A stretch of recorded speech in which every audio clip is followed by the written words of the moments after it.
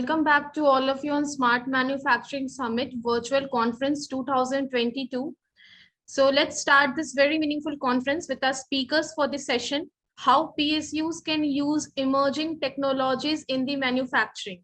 The panelists for this session are Shri Prem Kumar Jha, Chief General Manager, C&IT, BSP SAIL, Manish Agarwal, Vice President, SOCHM, Shri Ravi Prakash Singh, Chief Executive Officer, Power Sector Skill Council, India, Dipesh Jain, Chief Manager, IT Power Finance Corporation Limited, and I request Nimesh sir from the TimesTech Print Media to moderate this session. Sir, kindly take the honor to moderate the session. Manish sir is joining us in few minutes. Yeah, thank you, Alka. Good afternoon, everyone.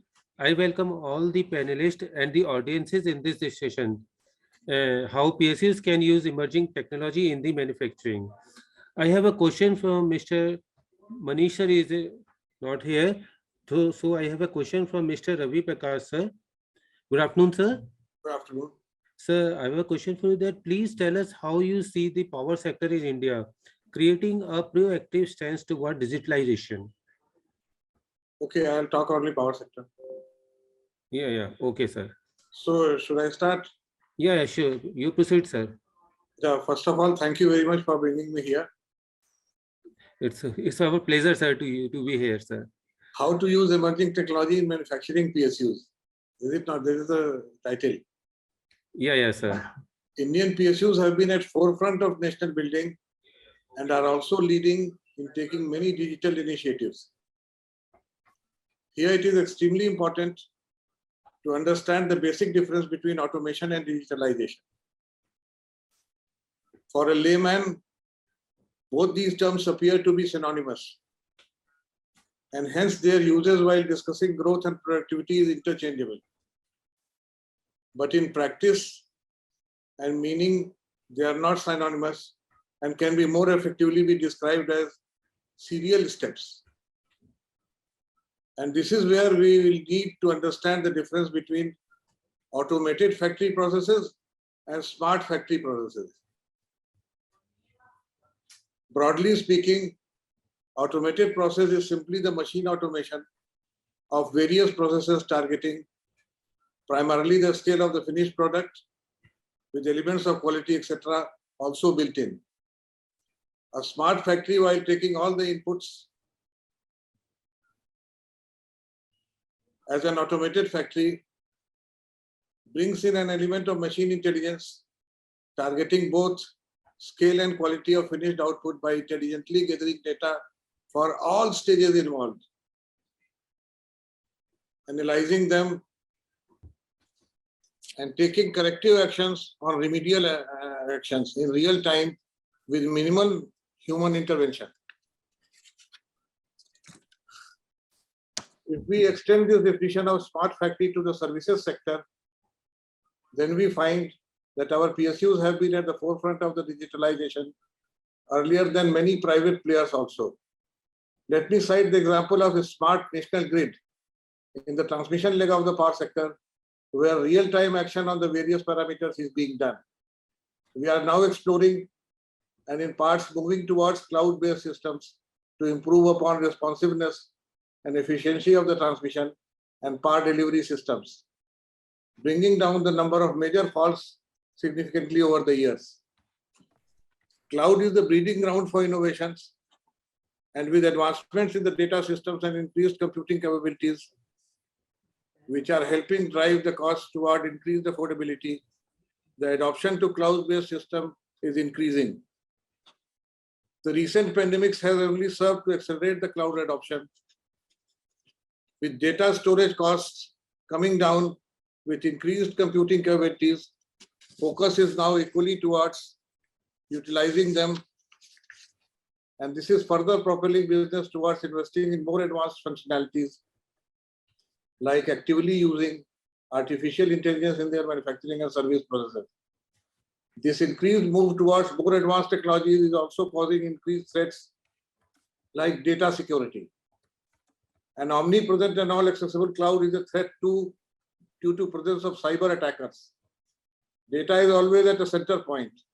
The effort should be to secure it and used for benefits of the organizations. PSUs are deploying new solutions or an innovative use of an existing technology to gain competitive advantage, improve operations, eliminating human error, and save on time and cost. Emphasis should be to improve on quality, train to learn, self-correction, and adopt better ways. Use of digital technology cannot be ignored as the business is growing complex day by day. Now let me take the example of power sector, POSOCO, the electrical grid operators.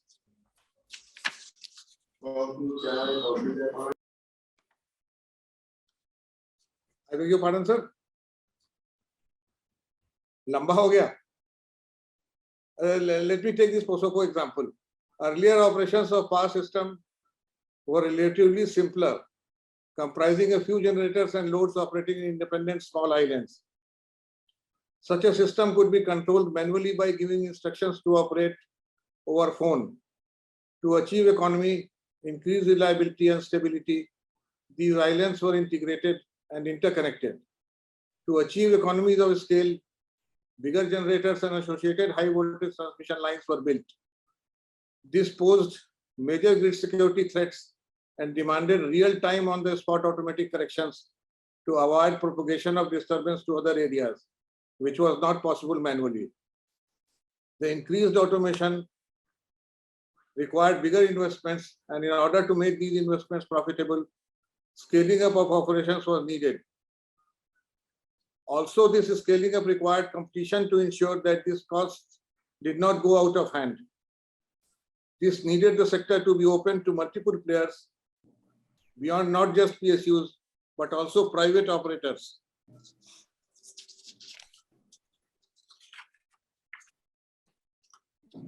To open up electricity market for all was also not possible unless a more complete and real-time information is available to all the players, including power traders, simultaneously. Meanwhile, the generation capacity was continuously being added and transmission lines erected for evacuation from surplus area to deliver in power deficit areas. The existing connection at the time for flow of information was through PLCC, which was quality-wise poor and insufficient. Need was to have a full-fledged EMS and SCADA system. It was felt that major links need use of optical fiber, and for this, earthwire was replaced by OPGW. I think you may be knowing that the purpose of earthwire in transmission line is to protect the conductor from lightning. Tower पे जहां conductor लगे होते हैं उसके ऊपर अर्थवायर होता है ताकि वो शील्ड कर सके कोई भी बिजली गिरे अगर तो. OPGW with fiber in inner core has dual use, protection from lightning as well as bulk data transmission. भीतर ग्लास वायर पड़ा हुआ, ऊपर स्टील का अर्थवायर है. So both the purpose OPGW serves. Later it was realized that OPGW has tremendous spare capacity also and can be utilized for transmission business. Just to give an idea, Power Grid's revenue from transmission business today is around 600 crore annually. Advanced EMS and SCADA systems have been integrated with the grid and are being used for data transfer, load forecasting, power flow, and sensitivity analysis, etc. The exchange is also operating where surplus and unallocated power is being traded.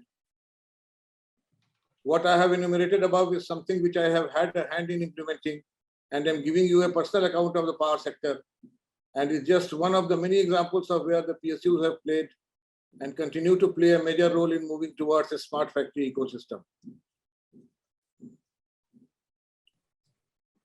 Power sector these days, in fact, is a success story, sir. For last 5-7 years, much of the capacity has been added. The present capacity of power sector is 3.73 gigawatt, whereas the maximum load ever reached, which was on 7 July last year, is 2 gigawatt. So 2 gigawatt is the maximum load utilized and 3.73 is the maximum capacity. I think you can understand that we have much spare capacity to take care of non-coal availability, some units getting shut down, etc. Transmission also, thanks to Power Grid, have built in every nook and corner, and there is no bottling up of power anywhere. Now the only problem, the grid operator, I already covered thoroughly, is also very good. And the last breakdown happened in July 2012, I think. Yes, 30th and 31st July 2012. Since then, no blackout has occurred. So the only distribution wing is the problem these days, which needs to be, that too mainly the theft, due to non-metering. These are the things which need to be corrected for distribution sector. I think I have spoken enough. Thank you.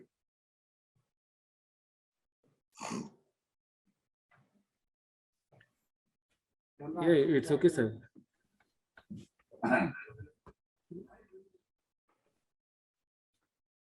Yeah, Alka? Yes, sir, you can go on to the next speaker. Yeah. Yeah, Mr. Dipesh Jain, sir, good afternoon. Yeah, good afternoon, Nimish. Yeah, how are you, sir? I have a question for you also. Yeah, sure. Yeah, I have a question that how do you leverage emerging technologies to realign business with the post-COVID environment in your organization? Okay. Thank you, Nimish. See, presently I am in Power Finance Corporation, which is the largest non-banking financial institution from government side. And earlier I was in NTPC. So if we talk about COVID, then we comes down to lockdown situation where most of the employees are required to work from remote, either from their home or remote locations. So that brings entirely a new challenge as far as IT services are concerned, because for employee, he has to do work. He has to access his official desktop. He has to access business applications so that he can deliver through his own business processes, which he is responsible for and which he is handling. To provide such kind of remote facilities, there comes a huge challenge because the connectivity anybody can provide, but to provide a secure connectivity, there you need to be very much particular about how the employee is accessing, because if any compromise happens, then the entire organization goes for a toss. The IT setup is compromised and resulting into compromise of IT business operations. So we have implemented secure VPN based connectivity for the employees so that the employees can connect through IPsec tunnels, and through layer 3 security, the entire traffic is encrypted. And we have in place IDEM based solutions so that everybody who is accessing the IT systems in our organization, they are authenticated, authorized, and then only they are granted access to various business applications. That is one aspect that related to access of employees to our IT systems. Secondly is the collaboration tools, because when you are in office physically present, then you can have meetings, you can collaborate, you can discuss, and then you can move forward. And as you know, in government processes, nothing moves without mutual meetings, mutual agreement, especially during tender committee meetings and board meetings and different levels of meetings between the officials. So we have provided web-based meeting framework for all the employees.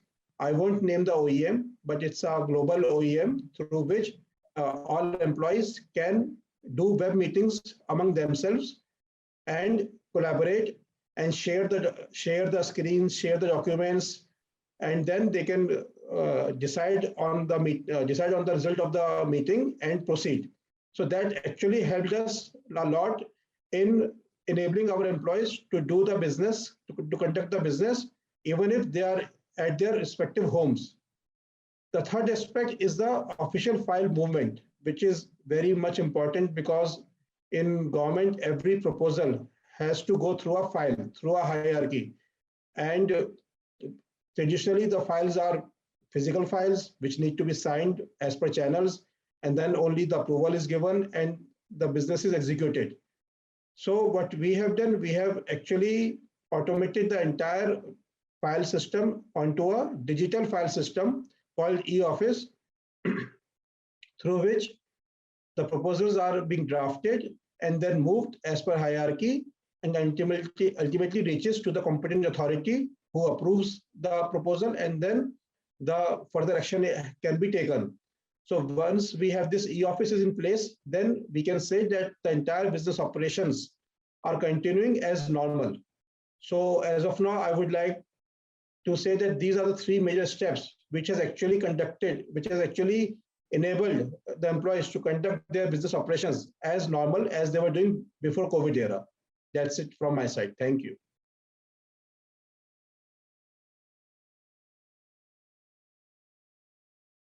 So you are on mute. Please unmute yourself.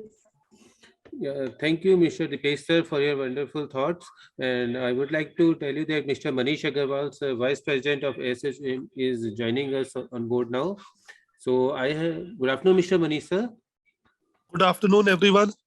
Yeah, sir, I have a question for you. Could you please tell us about the best practices in choosing emerging technologies, AI, ML, blockchain, and making them work in your organization? What I was trying to say, in the PSU sector can use technologies. In the manufacturing sector, what we are assessing that the technology is acting like a boost to our members. Let me move to Mr. P.K. Jha, sir. Good afternoon, sir. Good afternoon. Yeah, how are you, sir? Welcome to on board, sir.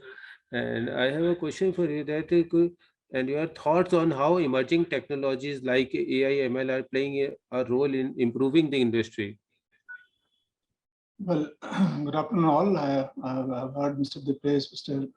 Singh, all have talked about what more has been done, digital transformation journey they have done in their organizations.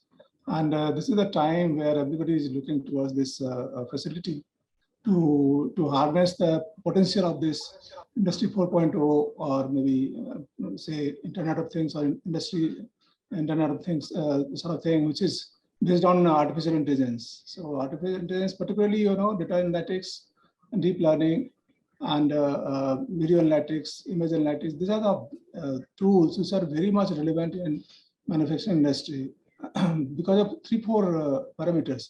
One is your decision making, the fast decision making. That manually, if you observe your machine or your process, there are many shortcomings which comes to be noticed later, and then by that time you have lost opportunity and your product quality has gone bad, or the health of your equipment has deteriorated, or maybe the health of people around they're under threat. So on different parameters, maybe safety of persons, equipment, productivity, cost, all, and quality, and also inventory. All these areas are there where if you use this new technology, which is booming like anything. Now, everywhere people are talking about industry, Internet of Things, or edge computing and cloud, the twin digital twin. So these are simulated. Basically, you are trying to use machine for simulating the environment, where you have taught the machine that this is what analysis has been done, how it has to be taken care of. If there is an aberration, there is early alert, there is early signal, so that you can take timely action to improve your quality of process and also productivity. Well, like I tell you an example, say in the steel industry, but by the way, I will like to tell you, if you are aware, that steel industry is not a simple steel industry. It is basically integrated industry, has got a lot of processes. They have got power plant, they have got chemical plant for making, coke oven is there where you make acid and you make a lot of phenyl and other things. A lot of byproducts are there. Similarly, you have iron ore mines and then number of other flux mines. There again, there are different logistics. So there are huge variation of the parameters which are to be controlled to finally take your iron ore and the flux, the center to coke, and then to make your iron. And thereafter, the refining process goes for steel making, and then you roll that steel to hard steel to some shape. Say maybe like we are producing rail, or maybe channels, angles, and plates and other things. So now this process, each heat has got its unique number, and the heat has to be produced in terms of final output to be delivered to the customer. So that chemical, physical parameters has to be shared to them, and that is tracked to the life of the the material supplied.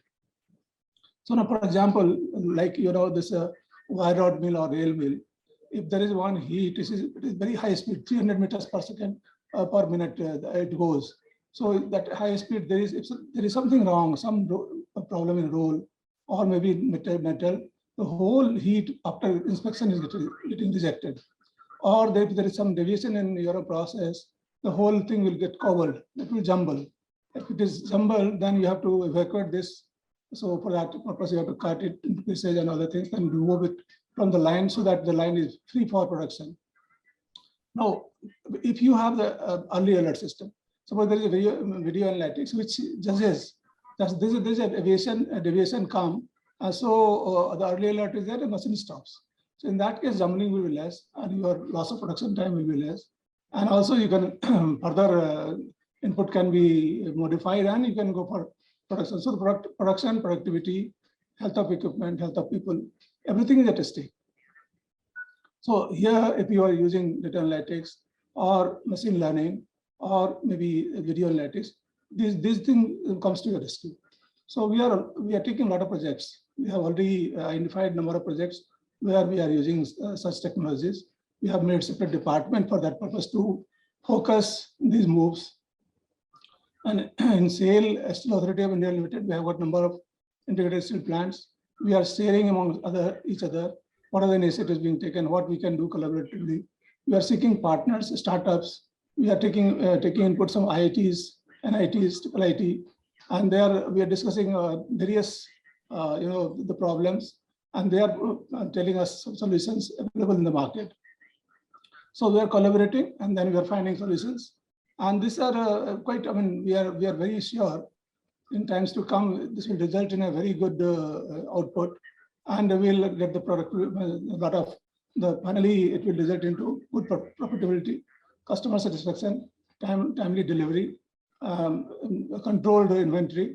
So these are the, I think, so there are a lot of scope, and there is no end to it. If you, in each process, you have got a scope to improve. The only thing that you have to see is what is the cost for putting these things. So if there is a cost, return on investment, there are certain low-hanging fruits where you have to first invest so that you get the early result, and people have faith and confidence that yes, new technology can deliver. So I think these are the Okay. yeah. If you have any question or any further Yeah, I have a further question for you, sir. I would like to ask the highlight best practices in choosing emerging technologies, AI, ML, blockchain, and making them work in the organization. Yeah.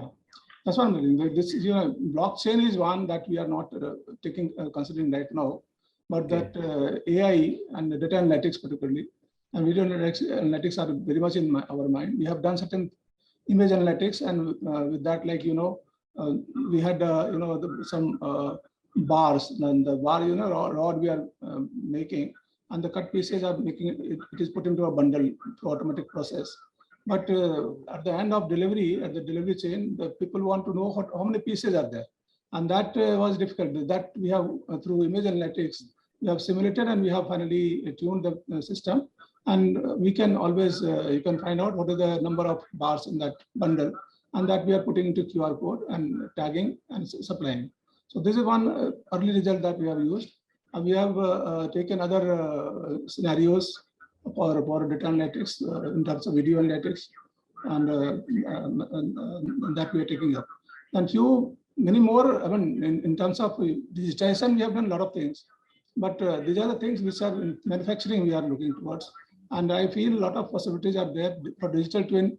We are trying to make digital twin of blast furnace, because the inside blast furnace, what happens, people don't know. And if that simulation, that the quality of ore flux or coke or the air blast, all these things, how much and the cooling system of tears, all these things are very vital for the health of equipment and production. That twin, if we create, I mean, that we have already initiated with some of partners, and that comes up, it will be very helpful. Thank you, sir. I have another question for you. As you say, we are going from a pandemic situation from last 2 years, and that also impact our import and export Yeah, actually, yes. in some other way. So how, I would like to know how it impact on the manufacturing as a Bhilai steel plant, or the Yeah, actually, SAIL is also, as we know, that Navratna company in India.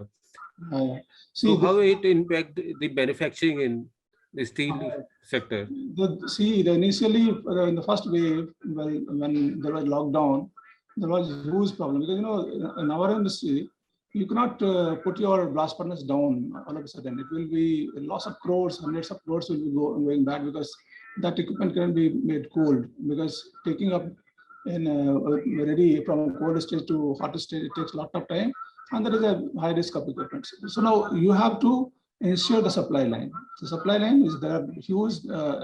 And if you talk about our number of items that we are dealing with, it goes into 150,000 items. All over. If you take among those, about 200 items are very much vital. That if there is a supply cut of one item, probably the production has to be halted. So to ensure this, we had taken exemption from government side that this is essential thing, process that we cannot stop. And then we have taken permission, and then some restoration of some logistics have been taken care. That is one.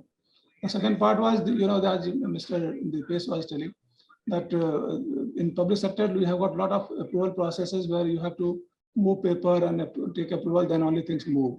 And now during COVID times, the paper could be carrier of your virus, and people have to make distance and all, maintain distance. For that purpose, we had made on e-note sheet system, which is on SAP, and which has got very much benefit. When it has been boon in disguise. Basically, COVID has, people are appreciating that system like anything. People used to chase that file, where the file is there, who has written what.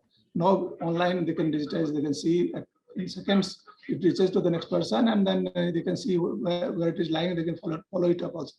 So that has, I mean, at any stage people can do that attachment, but they cannot remove old attachment, they cannot change old writings and notings. So that is one wonderful thing that has been done. Similarly, we have, during COVID times, we have taken on initiative of SAIL as a whole. We have made a, salary system that was earlier being done at 25 different places.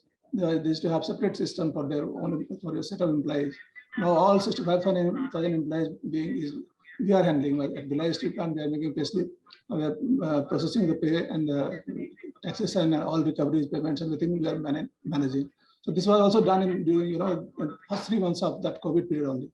So a lot of initiative we have taken. And then, the supply chain, again, government wanted that MSME should given the priority, and they should know when their payment is going to them. So for that purpose, again, as a whole SAIL, we have, almost 25,000 service providers or suppliers. So they are registering in our single portal, and they can see with single login, sign on. They can see from which plant what the supply has been made, or what is the stage of the payment and all. So number of things that we have taken. So we have taken care during COVID, the supply side, the inward supply, outward supply, and then for our employees also, how to stagger their presence, how to make them give them PPE kits and other things also to protect their health and all. So the number of challenges were there, and on day-to-day basis, we were taking a video conference over Zoom or maybe Meet or other web meetings, WebEx, and all concerns were being addressed, how we have to take it up, and the immediate action plan was being taken. number of procurement was done on emergency basis, so that the supply line and the concern of customers are taken care. Thank you. Thank you, sir.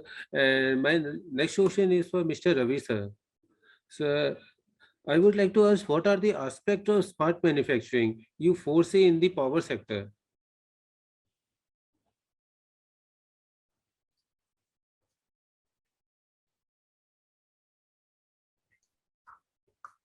I was just telling you that the problem now exists in power sector in distribution areas mainly.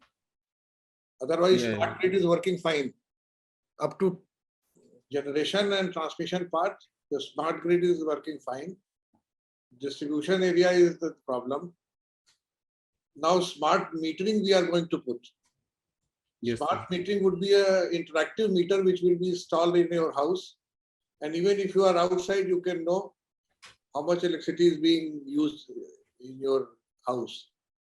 The control room will be able to know how much electricity you are using. If there is sudden jump, then they'll give you a call. What happened? Somebody is doing some theft from your this thing, that will be known. Sometimes many things are operating unnecessarily. You can call at your house and say, "We are बंद करो, ये क्या इतना जला रखा है?" आने से पहले आपने गीजर ऑन कर दिया, आपके घर पहुंचते पहुंचते गर्म पानी मिल गया. तो इस तरह की चीजें जो है स्मार्ट मीटरिंग में इंटरेक्टिव वे हो जाता है. मतलब कंट्रोल रूम से इलेक्ट्रिसिटी बोर्ड वाला आदमी भी देख पाएगा, आप भी देख पाओगे. पैसा आपने कब दिया है, कब नहीं दिया, ये भी हो जाएगा. नहीं तो बिल की पेमेंट में दिक्कत थी. Metering now smart metering is a project which is going on with all force. Let us see within 2-3 years we are able to put smart meter everywhere, because now we have electrified each and every house in India, each and every village. Now smart metering is the target. Yeah. Thank you, sir. Thank you for your thought. And my next question is for Mr. Dipesh Jain, sir. Sir, what are the digital initiative implemented so far in IT Power Finance Corporation? And also highlight few of the case studies regarding that. Thank you, Nimesh. See, as I said, Power Finance Corporation is a giant in terms of infrastructure lending. It lends huge crores of sums of money to the other power companies. And why I mentioned this is because that brings more pressure on IT systems as far as IT availability and IT security is concerned. So our prime focus is to secure our entire IT landscape. And with respect to that, our company is currently under entire IT transformation, wherein we are actually migrating our entire application architecture to the single stack ERP architecture. That is one transformation which we are undergoing. Secondly, we are actually moving to cloud so that due security aspects are being taken care of with respect to the work from home scenario where the users are connecting from remote. Thirdly, we are commissioning our disaster recovery site, which is the 100% replica of the data center, so that if any disaster occurs in the primary data center, then we can continue our business operations from the DR center.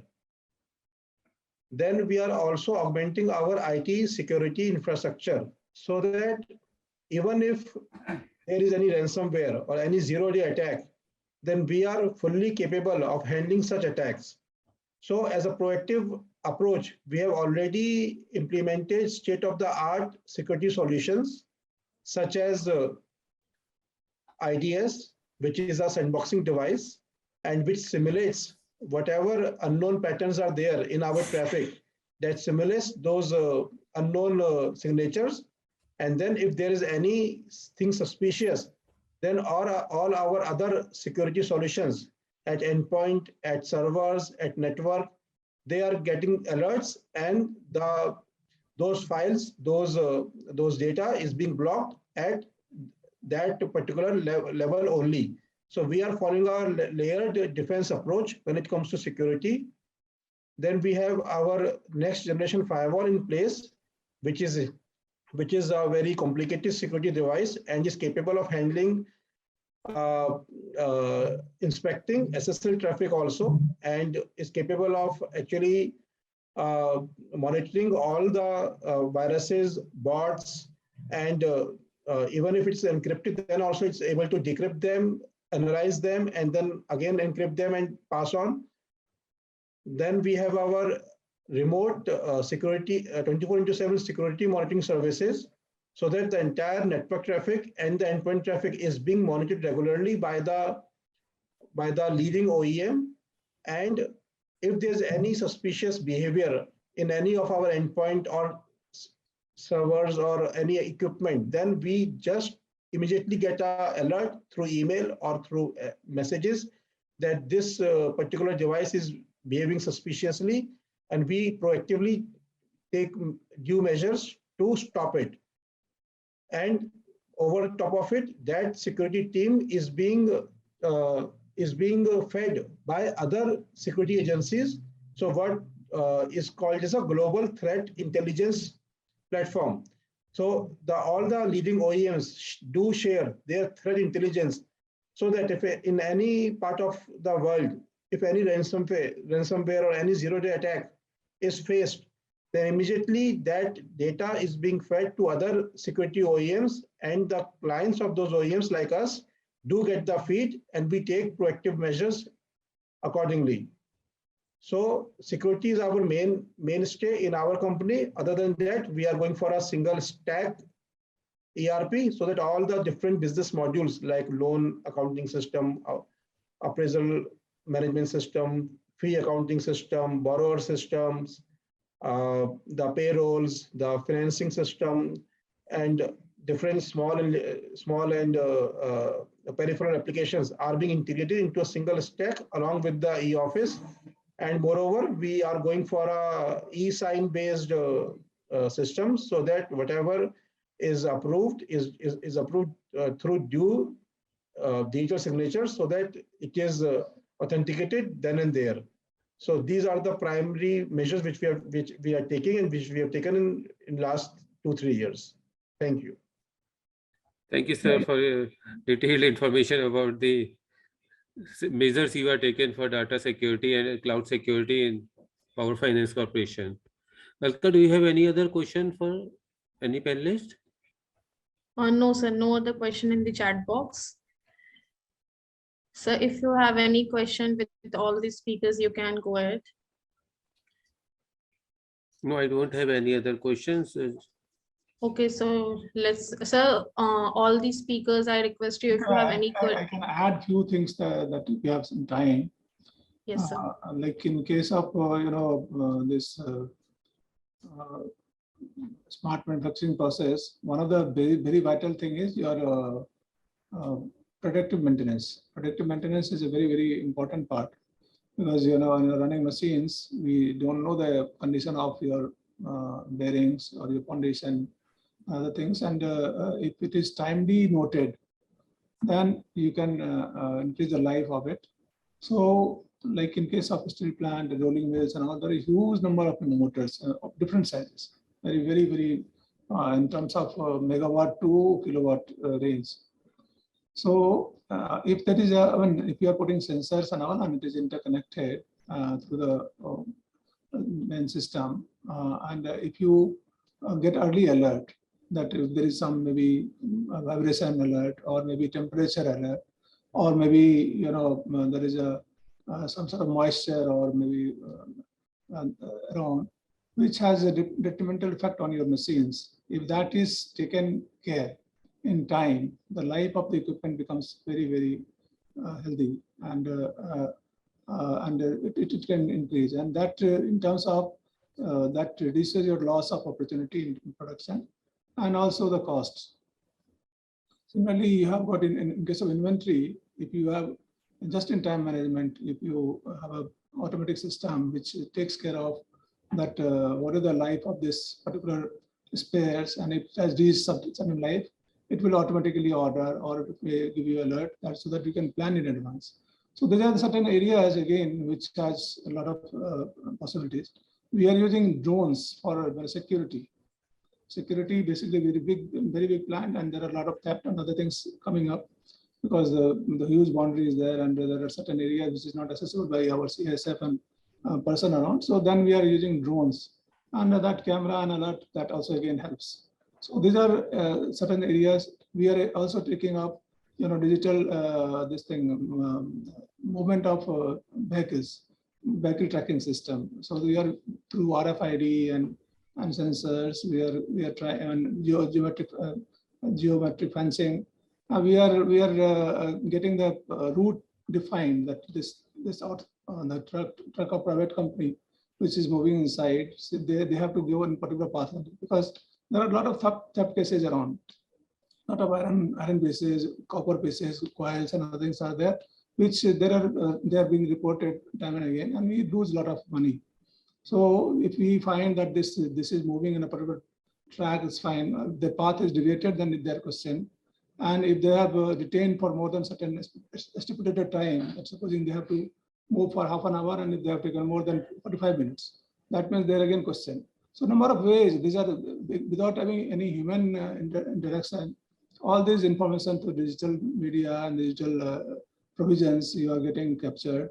And with the LoRa technology or this thing, sensors and other RFID devices, these are things we are taking care. And I see there are huge opportunity all around. Like for example, that iron ore, or maybe your the raw materials which is being supplied to our sintering plant. If the composition sample we have taken and the actual the material, if there is different, then analysis is different, and then whole estimation goes wrong. So now if there is a video analytics which can find the granularity of the materials and can detect, give the representative sample, then you'll get the right input for defining your processes. So these are many. I mean, the sky is the limit, and this is a humble beginning that we have made, but we see a lot of opportunity, lot of possibility in this. Thank you. Thank you, sir, for your wonderful thoughts. So I can see there are questions in the chat box. Why digital currency has been stopped in India? What are the parameters of cost cutting of digital electronics parts in India? I think this question is not in our purview.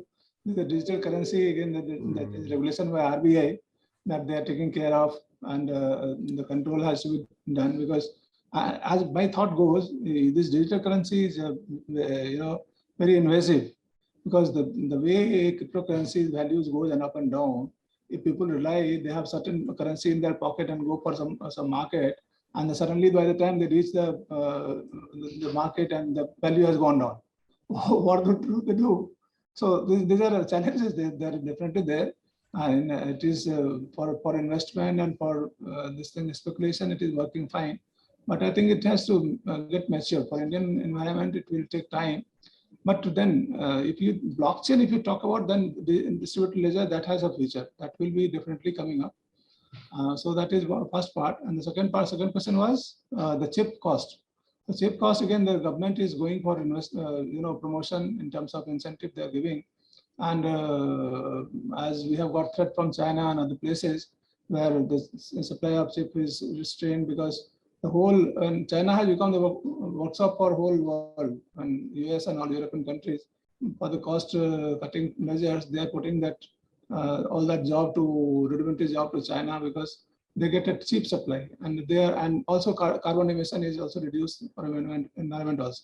So once China has gone down because of pandemic, this COVID, and their own some Olympic preparation, other things that you have to show some parameter. So the whole world is now starving for chips and all. So now, I mean, it is coming up in India, and I'm sure once the Indian facilities are around, things will be within control, and cost also will come down. And India has a huge opportunity. When the people around, Indian people working in Europe, US, China, everywhere, they have contributed a lot. And if those talents, and there is encouragement in India, because the R&D expenditure in India is very minimal. So we have been importing technology so far. We don't create technology, because there is nobody. The industry is not promoting putting certain fund for R&D, so that people can experiment and do. And once you put R&D expenditure, it cannot be return on investment immediately. It has to be, even if the 10 projects are there and 2 are successful, that will give you full return for all 10. But if you count down it is 20% success, then you are failure. So these are the things actually it is coming up. I think hope the future is good, and we have to be hopeful and we have to exert. Thank you. So as I can see, one more question is there. How we can manufacture electronic parts in India as cheap as China parts? And that is what I told. See, once there is a requirement of government giving incentive to have initial, like the public sector, when it came after independence, the infrastructure sector, people were not ready, private companies were not ready to invest so much of money for infrastructure. And that is why this public sector came up, that the government will put money and then they will create infrastructure so that the other child industry will prosper, and salary and child and other things will come up. A similar thing is there, and the present government, I'm seeing in the newspaper and other places, that they are giving a lot of incentive for and tax rebates and other things. And I hope and I wish that big industries like maybe Reliance, Tata, or others, or Amani, or maybe Arani, all those people, they can also collaborate, and they're coming up. They must be planning already. That if they put this together, some amount of for this purpose, manufacturing, so we don't have lack of talent. We have huge population, we use number of students coming out from engineering and other places. If you give training to them and then use them properly, I think within 2-3 years you will find the result. It will take time initially to develop a product, because technology is nowadays, the knowledge is not limited to a particular country. If you find any knowledge piece you want in YouTube or Wikipedia, you got enough. And then from that base, if they are giving proper incentive, proper encouragement, proper direction, definitely things will come up. But it will take time. It is not immediate. Thank you. Okay, thank you, PK Jha sir. So my next question is for Dipesh Chan. It's from Sudhir Yadav. He's asking, sir, what is the scope of e-waste management in India, and how a youngster can enter the industry? Okay, thank you, Alka. I will say that because the entire country is under great IT transformation, and when the entire industry is going towards work from home, where the employees are actually setting their e-offices at home, then automatically there comes a industry booming, which is e-waste management. Because once your laptop is scrap, your digital equipments, your earphones, speakers, peripheral devices, printers, all those things are outdated, then there has to be a proper company, proper channel through which this e-waste is disposed of, with some monetary gains also for the layman, for the common man. So right now what I see is that there is no as such company which I can name, which actually works in this particular process. So if any new startup comes up on this, on managing this e-waste, then I think there's a huge potential where they can earn on the basis of commission basis, or on the monthly subscription basis. So I see there's a huge potential in this industry. Okay, thank you, sir. And one more question is there. How to improve skills according to smart manufacturing? Any platforms do we have? Okay, I'll take up this one also. So when it comes to smart manufacturing, I'll take you to the IoT-based systems, because that's where the entire manufacturing industry is moving to when it comes to a smart thing.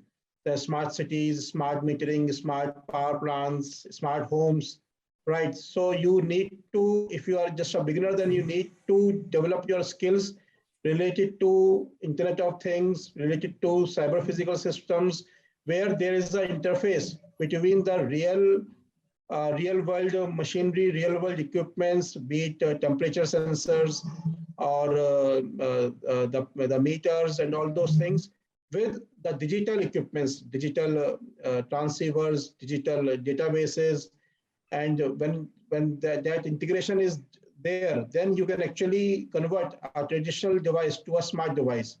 So there's a huge potential. It's another very hot field which is coming up. And if you have proper skills in this particular area, then there's a huge potential for you. Okay, thank you, sir. Now I'd like to wind up this session. Thank you so much to our panelists and moderator Nimesh sir for moderating this session. Before closing the session, I'll take the honor to give the felicitation to all the prominent speakers. Yeah, Shri Prem Kumar Jha, Chief General Manager, C&IT BSP SAIL. Thank you. Shri Ravi Prakash Singh, Chief Executive Officer, Power Sector Skill Council, India. Thank you, ma'am. Manish Agarwal, Vice President, SOCHM. Shri Dipesh Jain, Chief Manager, IT Power Finance Corporation Limited. Thank you, ma'am.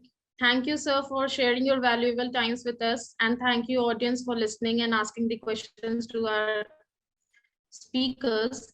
Thank you so much, sir. Thank you. Thank you all. Thank you all, sir. Thank you. Now we are taking here a break. See you all at 3:45. Till then, stay.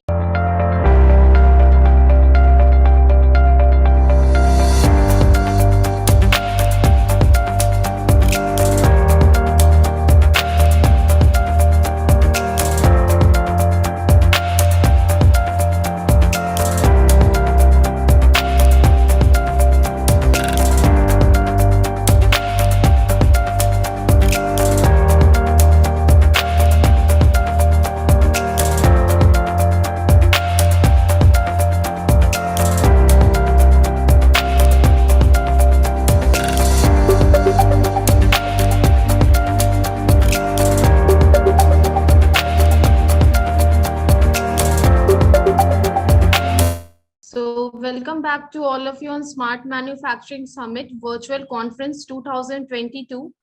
So let's start this very meaningful conference with our speakers for this session, how PSUs can use emerging technologies in the manufacturing.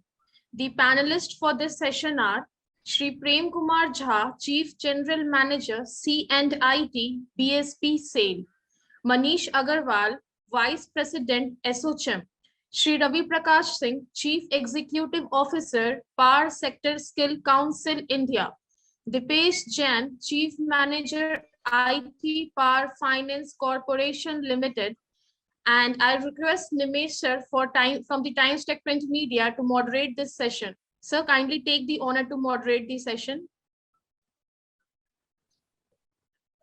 Manish sir is joining us in few minutes. Yeah, thank you, Alka. Good afternoon, everyone. I welcome all the panelists and the audiences in this session. How PSUs can use emerging technology in the manufacturing. I have a question from Mr. Manish sir is not here. So I have a question from Mr. Ravi Prakash sir. Good afternoon, sir. Good afternoon. Sir, I have a question for you that please tell us how you see the power sector in India creating a proactive stance toward digitalization. Okay, I'll talk only power sector. Yeah. Okay, sir. So should I start? Yeah, sure. You proceed, sir. Yeah, first of all, thank you very much for bringing me here. It's our pleasure, sir, to be here, sir. How to use emerging technology in manufacturing PSUs. Is it not? This is the title. Yeah, sir. Indian PSUs have been at forefront of national building and are also leading in taking many digital initiatives. Here it is extremely important to understand the basic difference between automation and digitalization. For a layman, both these terms appear to be synonymous, and hence their uses while discussing growth and productivity is interchangeable.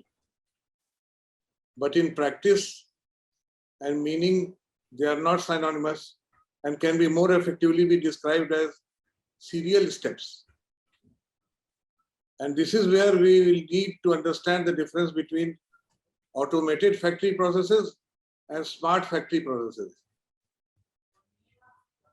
Broadly speaking, automated process is simply the machine automation of various processes targeting primarily the scale of the finished product with elements of quality, etc. also built in. A smart factory, while taking all the inputs as an automated factory, brings in an element of machine intelligence, targeting both scale and quality of finished output by intelligently gathering data for all stages involved, analyzing them